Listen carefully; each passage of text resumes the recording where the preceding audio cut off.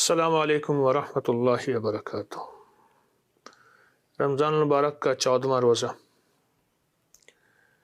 اور رمضان کی 14ویں کا چاند آ گیا۔ سبحان اللہ۔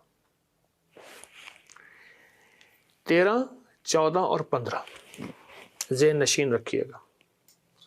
13، 14 اور 15 ہر مہینے کی یہ ایام 20 ہوتے ہیں، اور ایام 20 میں 3 روزے رکھے جاتے ہیں، سنت ہے۔ اور پوری دنیا میں جو جرائم کا اعداد و شمار ہیں، جرائم کے اعداد و شمار، کرائم ریٹ، جرائم کے اعداد و شمار، انہی 13، 14 اور 15 میں سب سے زیادہ جرائم ہوتے ہیں۔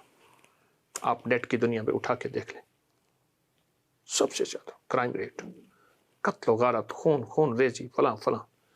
اور انہی 3 دنوں میں 13، 14 اور 15 میں جوار بھاٹا سمندر ایسی موجوں پہ ہوتا ہے، بڑے بڑے جہاز نکل جاتا ہے اور سمندر اپنے خزانے اگلتا ہے، ساحلوں پہ ڈالتا ہے۔ اور ان 3 دنوں کے اندر لاکھوں ہزاروں سالوں سے سفر میں احتیاط کی جاتی ہے۔ اور حیران کن بات ہے، ان 3 دنوں میں میرے آقا نے فرمایا روزہ رکھ لو، کیونکہ روزہ صبر ہے، روزہ برداشت ہے، روزہ رک جانا ہے، روزہ ٹھہر جانا ہے، روزہ بس کر دینا ہے، روزہ مقابلہ نہیں، روزہ تقابل نہیں، روزہ تردید نہیں، کچھ نہیں، روزہ صبر۔ آپ حیران ہوں گے۔ اور آپ کا روزہ 13 اور آج کا 14واں اور کل کا انشاءاللہ 15واں، یہ انہی ایام 20 میں یہ فرض ہیں۔ آپ فرض روزے رکھ رہے ہیں، میں نفل کی بات کر رہا ہوں۔ نفل کا یہ اجر ہے، فرض کا کیا اجر ہوگا؟ فرمایا ایک بندہ، حضرت آدم علیہ السلام جب پیدا ہوئے، وہاں سے لے کر آخری انسان قیامت تک جو آئے گا، نفل پڑھتا رہے، پڑھتا رہے، پڑھتا رہے، نفلی روزے رکھتا رہے، وہ ایک فرض روزے کی فضیلت تک نہیں پہنچ سکتا۔ جو فرض روزے کی فضیلت ہے، جو فرض روزے کی طاقت ہے، اس تک نہیں پہنچ سکتا۔ جو فرض روزے کی فضیلت ہے، جو فرض روزے کی طاقت ہے، اس تک نہیں پہنچ سکتا۔ آپ حیران ہوں گے۔ آپ ایام 20 یہ 3 روزے ہیں، ہر مہینے رکھتے ہیں، رکھنے والے رکھتے ہیں۔ 13 کا روزہ، 14 کا روزہ اور 15 کا روزہ۔ میں اس میں عمل بتایا کرتا ہوں۔ ننگے سر ننگے آسمان، ننگا سر ننگا سر، خواتین ننگے سر نہیں۔ اور اگر ننگا آسمان نہیں ہے، کوئی فلیٹ، کوئی گھر ایسا ہے، تو ننگے آسمان کی نیت کر لیں، کئی جھروکے سے ننگے آسمان کو دیکھ لیں بس، اور سورۃ فاتحہ پڑھنی ہے، بس ختم۔ اس دوران تھک جائیں، وضو کر سکتے ہیں، استنجا کر سکتے ہیں، کھا سکتے ہیں، پی سکتے ہیں۔ اگر آپ بہت زیادہ چل کے نہیں پڑھ سکتے، بیٹھ بھی سکتے ہیں، صرف سورۃ فاتحہ پڑھنی ہے ساری رات، 3 راتیں، صرف 3 راتیں۔ مقدر بخت اور تقدیر کے فیصلے ہو جاتے ہیں، نصیبوں کے فیصلے ہو جاتے ہیں، راحتوں کے فیصلے ہو جاتے ہیں، برکتوں کے فیصلے ہو جاتے ہیں، عافیتیں عرش الہی سے آتی ہیں اور جھولیاں بھر جاتی ہیں۔ صرف 3 راتوں کا عمل ہے یہ میرا، میں بتا رہا ہوں مسلسل، ایام 20 کا۔ اور رمضان تو فرض ہے، روزے وہی 3 ہیں جو آپ روزے رمضان کے رکھیں گے تو ویسے ہی، بس صرف راتوں میں سورۃ فاتحہ پڑھنی ہے، چلتے ہوئے صرف سورۃ فاتحہ، پوری سورۃ فاتحہ آمین کے ساتھ۔ 3 راتوں میں فیصلے ہوتے ہیں، آپ کا کوئی اللہ سے فیصلہ کروانا ہے، رزق کا، برکت کا، وسعت کا، اولاد کا، نصیب کا، بے اولادی کا، اولاد کی ترقیوں کا، اپنے گھر کا، بڑی سواری، بڑا گھر، بڑا رزق، روحانیت کی تمنگری، روحانیت کا عروج، ولایت، اللہ کے خزانے، یہ چیزیں اگر کرانی ہیں، اللہ سے منوانی ہیں، تو یہ 3 راتوں کو کیش کر لیں اور زندگی بھر عیش کریں۔ 13، آج 14 اور انشاءاللہ کل 15، بہت عمل ہے، طاقتور عمل ہے۔ رمضان کے بعد ایام 20 کے روزے رکھ کے بھی، لیکن جو عمل رمضان میں اگر شروع کریں گے، اس کی برکت سارا سال رہے گی، اس کی برکت نسلوں میں رہے گی، اس کی برکت ہڈیوں میں رہے گی، اس کی برکت خون میں رہے گی، اس کی برکت آنکھوں میں رہے گی، اور اس کی برکت کانوں میں رہے گی، اس کی برکت لبوں میں رہے گی، اور اس کی برکتیں قبروں تک جائیں گی، موت تک جائیں گی۔ یہ عمل اپنی زندگی میں اس کو سینے سے لگا لیں۔ آج 14 رمضان کو بہت طاقتور عمل، بہت حیرت انگیز عمل اور بہت باکمال عمل ہے۔ کریں، ضرور کریں اور اللہ سے منوائیں، اسی سے مانیں گے، اسی سے مانگیں گے۔ ایاک نعبد و ایاک نستعین، مولا غلام تیرا، بندہ تیرا، تو پھر در کسی اور کا نہیں، در بھی تیرا، در بھی تیرا۔ انشاءاللہ ملتا ہے۔ لاکھوں نے پایا، میں نے بے شمار لوگوں کو بتایا، آپ بھی کیجیے اور انشاءاللہ کریم عطا کرے گا۔ جزاک اللہ۔ السلام علیکم۔ اور یہ ساری چکیاں ہیں، چکیاں، واہ، یہ ساری چکیاں پڑی ہیں، اور یہ بھی پھر وہی والا سسٹم ہے، فل باڈی ایکسرسائز اور سارا کچھ، بس سارا وہی چیز ہے۔ اور اس کا جو نکلا ہوا آٹا ہے وہ بھی، وہ تو پھر زندگی ہے، اس کے اندر بیماری نام کی چیز نہیں ہے، شفا یابی کا پیغام ہے۔ اصل میں وہ چکی نہیں چل رہی، جی جی، اصل میں وہ آپ ایک اور چیز دیکھیں، چکی ہمیشہ اینٹی کلاک چلتی ہے، جی جی جی جی جی، دائیں جی، اور پوری دنیا میں شفا یابی کے راز ہمیشہ اینٹی کلاک ہوتے اینٹی کلاک وائز، ہیں۔ یہ کلاک ہے، یہ کلاک وائز ہے، ہاں جی ہاں جی، اینٹی کلاک، اور ہمیشہ سنت زندگی اینٹی کلاک، یہ دائیں طرف سے، دائیں طرف سے۔ اس میں بڑے راز ہیں۔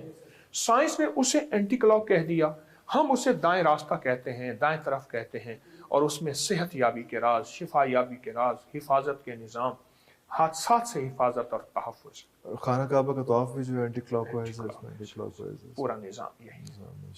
تو یہ شیر کا پورے کا پورا چیتا، چیتے کا پورا جسم ہے، اور اس کو ہم نے اونٹ کی کھال پہ رکھا ہوا ہے۔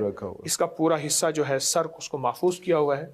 آپ اس کے ناخن دیکھیے، جی ناخن ابھی تک ہیں، اور یہ گفٹ آیا ہے یا خود شکار کیا؟ بس یہ اصل میں جب طلب ہوتی ہے نا، پھر طلب پہ ساری راہیں کھلتی۔ ارے اللہ اکبر، شکار کا شوق نہ، بالکل بھی نہیں؟ بالکل۔ وجہ؟ اس کی وجہ ہے، تو آپ جس علاقے سے ہیں وہاں کا تو ایک پورا اصل میں کلچر ہے شکار میں کا۔ ایک پرانے قدیم شہر سے میرا تعلق، لیکن شکار اس لیے نہیں کہ فطرت اور زندگی کو جینے دیں، اللہ، اور فطرت کو رہنے دیں، رہنے دیں، رہنے دیں، کیونکہ یہ فطرت ہے۔ میں شکار کو حرام نہیں کہتا، پر میں کہتا ہوں آج کے دور میں شکار کی ضرورت نہیں، گوشت اتنا ہو گیا ہے، اتنا ہو گیا ہے، ان کو جینے دیں، ان کو جینے دیں، سروائیو کرنے دیں۔ ارے ارے واہ واہ، خوبصورت بات۔ ایک مغلیہ دور میں پرانے بادشاہوں، راجوں مہاراجوں میں ایک وقت ایسا تھا کہ شکار کے لیے 10-12 سال کے، 8-10 سال کے بچے بطور چارہ استعمال ہوتے تھے، اسے چارہ کہتے تھے۔ جنگلوں میں اونچی مچان بنائی جاتی تھی، چیتے کے شکار کے لیے بچے کو بوری میں ڈال کے اس مچان کے سامنے جہاں تیر لے کے یا بندوق لے کے بیٹھا ہوتا تھا، بچہ شور کرتا تھا، اس کے شور میں وہ چیتا، شیر آتا تھا، اس کو چیرتا تھا، ادھر بچہ بھی مر جاتا تھا، ادھر نشانے سے شیر بھی مر جاتا تھا۔ میں کراچی میں جاتا ہوں کبھی کبھار، وہاں ایک صاحب ہیں، محبت سے بلاتے ہیں، بہت زیادہ بلانے والے ہیں، ان کے ہاں چلا جاتا ہوں۔ میں نے دیکھا تو ان کا بھائی جو ہے ایسے چل رہا تھا تو ہاتھ میں تسبیح تھی، بات تھوڑی کرتا تھا، تسبیح زیادہ پڑھتا تھا۔ اس کا دبئی میں بہت بڑا کاروبار، جسے کہنا چاہیے بہت بڑا کاروبار دبئی میں۔ کہنے لگا گاڑی میں جا رہا تھا، کچھ لوگ آئے، گاڑی کا دروازہ کھولا، بیٹھے، مجھے لے گئے۔ پھر میرے گھر والوں کو مہینوں پتہ نہ چلا، اور اس کے بعد بڑی اذیتوں کے بعد میں چھوٹا۔ اب وہاں بیٹھ کے پھر اللہ ہی تھا تنہائی میں، اور تو کوئی تھا ہی نہیں۔ کہا کہ وہ اللہ سے ذکر کرنے اور باتیں کرنے کی ایسی کوئی مجھے عادت سی پڑ گئی ہے، اب لوگ مجھے کہتے ہیں کہ آپ جیل کی اذیتوں کی وجہ سے خاموش ہو گئے ہیں۔ میں لوگوں کو لاکھ کہتا ہوں، نہیں، وہ مانتے نہیں۔ جیسے نا بندہ کوئی غم کی وجہ سے بعض اوقات نا چپ ہو جاتا ہے، وہ کیوں کہتے ہیں؟ اسے چپ لگ گئی ہے، خاموش ہو گیا ہے۔ کہا کہ میں لوگوں کو کہتا ہوں، نہیں، میں جیل کی وجہ سے خاموش نہیں ہوں، उस कैद ने, उस जेल ने मेरे ऊपर जो आजमाइश भेजी है, उस कैद ने और जेल ने मेरे ऊपर जो आजमाइश भेजी है, और मैं फिर वहां जिक्र का आदी बना, दुआओं का आदी बना, तस्बीह का आदी बना, आमाल का आदी बना, और वो आदत सी पड़ गई है। और वो आदत सी ऐसी पड़ी है कि बस सारा दिन अब उसी में लगा रहता, सारा दिन अब उसी जिक्र में और उसी याद में मैं लगा रहता।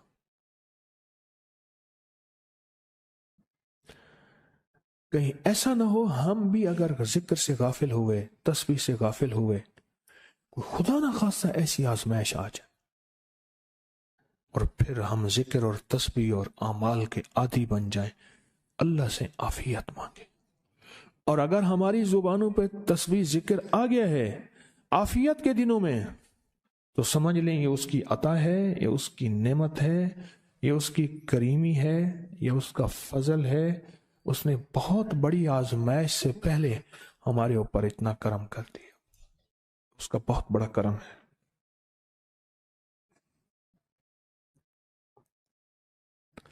इसलिए अल्लाह जल्ल शानो के हबीब कमली वाले ने आजमाइशों से पनाह मांगी है। अल्लाहुम्मा इन्नी आऊज़ु बिका मिन जहदिल बला, आजमाइश, कोई बला आ जाए, व दरक शिका, शकावत में मेरा नाम आए, बदबख्ती में, ये भी आजमाइश है।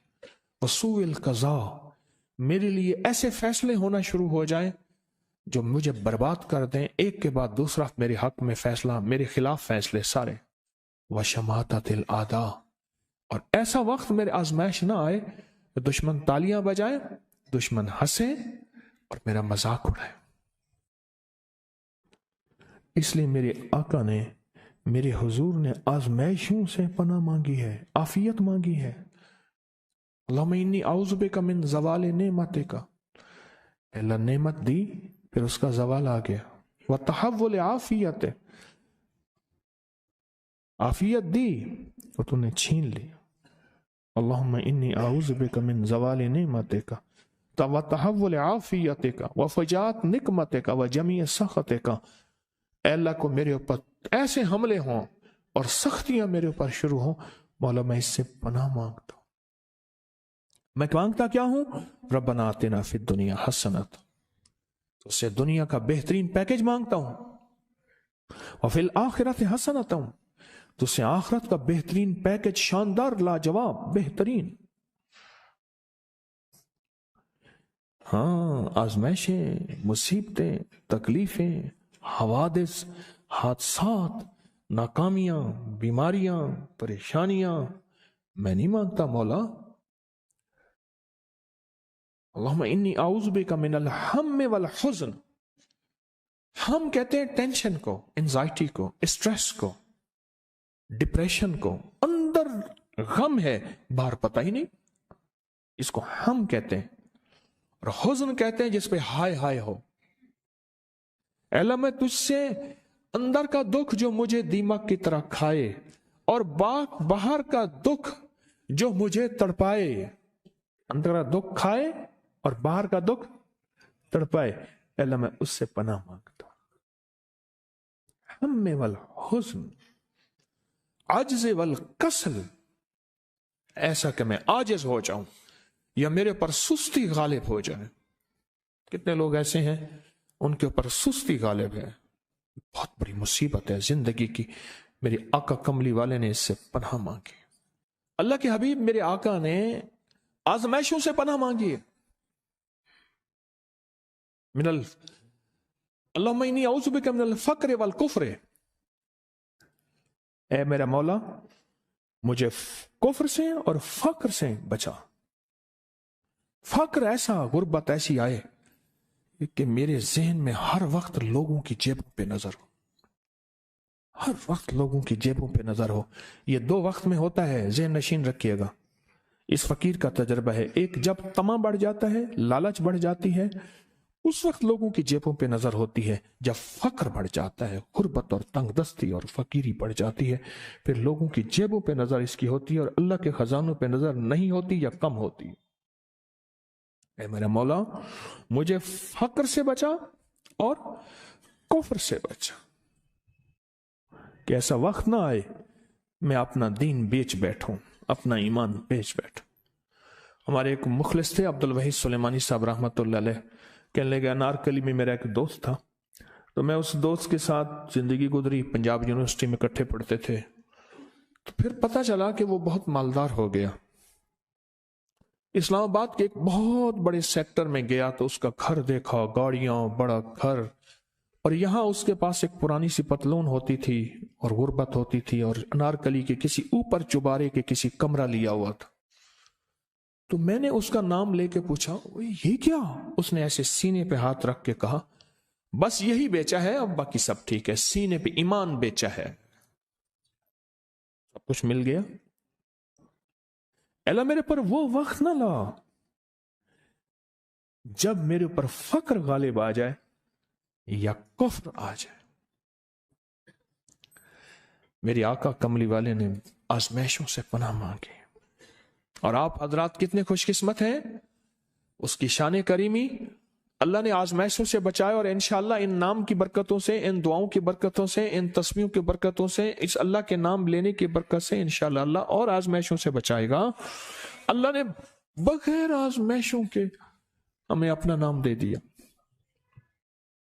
اپنے نام کی تسبیح دے دی، اپنا ذکر دے دیا، اپنی یادیں دے دی۔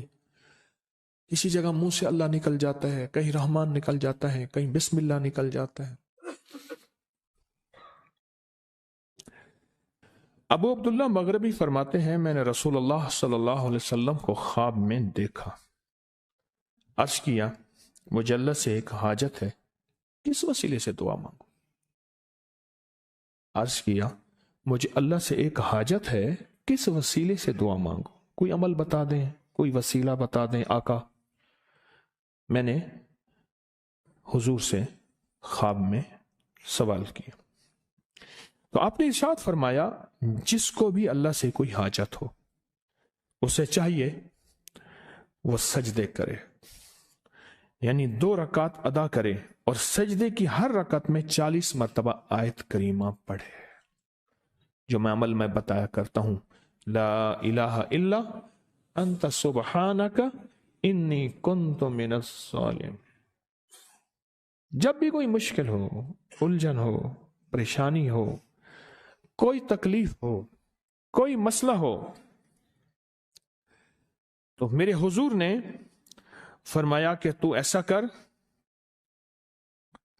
تو ایسا کر، تو کیا کر، تو نفل پڑھ، ہر رکعت میں سبحان ربی الاعلیٰ کے بعد 40 مرتبہ آیت کریمہ پڑھ، اور پڑھ ایسے ڈوب ڈوب کے، مانگ مانگ کے، گڑ گڑا کے، بھیکاری محتاج سائل اور منگتا بن کے پڑھ۔ اور حدیث میں آیا کہ کوئی مصیبت زدہ اس کو نہیں پڑھتا جس کی مصیبت دور نہیں ہوتی۔ آیت کریمہ کو فرمایا کوئی مصیبت زدہ اگر پڑھ لے اس کی مصیبت دور ہوتی ہے۔ اور ایک اور حدیث میں ہے کہ کبھی ایسا نہیں ہوا کہ کسی مسلمان آدمی نے کسی چیز کے لیے اسے پڑھا ہو اور اس کی دعا قبول نہ ہوئی ہو، اور اس کو ترمذی اور نسائی نے روایت کیا ہے۔ میرے آقا فرماتے ہیں کہ میں جب شب معراج میں میرا ایک شخص پر گزر ہوا جو نور عرش میں چھپا ہوا تھا، عرش کے نور میں اتنا ڈوبا ہوا تھا، خود چھپا ہوا تھا عرش کے نور میں۔ میں نے پوچھا یہ کون ہے، یا کوئی فرشتہ ہے؟ فرمایا نہیں۔ میں نے کہا تو پھر یہ کون ہے؟ فرمایا ایک انسان ہے، جب دنیا میں تھا تو یاد خدا اسے اس کی زبان پر تر و تازہ رہتی تھی، اس کا دل مسجد میں لگا رہتا تھا، آج اللہ کے حضور یہ نور عرش کے نور میں اتنا ڈوبا ہے کہ خود چھپ گیا۔ 2 چیزوں کی وجہ سے، ایک اس کی زبان ہر وقت اللہ کی یاد سے تر و تازہ رہتی تھی، جو دم غافل سو دم کافر، میں نے مرشد سبق پڑھایا ہو۔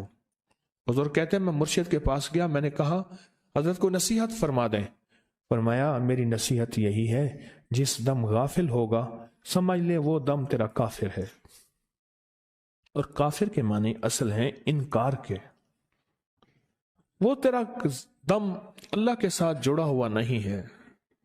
پر میں ذکر کرنے والوں کی مثال زندہ کی ہے اور ذکر نہ کرنے والوں کی مثال مردہ کی ہے۔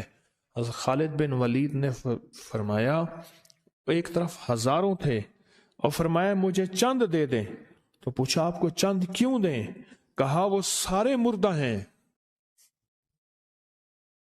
وہ کلمہ پڑھنے والے نہیں تھے، وہ سارے مردہ ہیں، مجھے چند کلمہ پڑھنے والے دے دیں، یہ سارے زندہ ہیں اور یہ غالب آئیں گے، اور یہی ہوا اور یہ کلمہ پڑھنے والے غالب آ گئے۔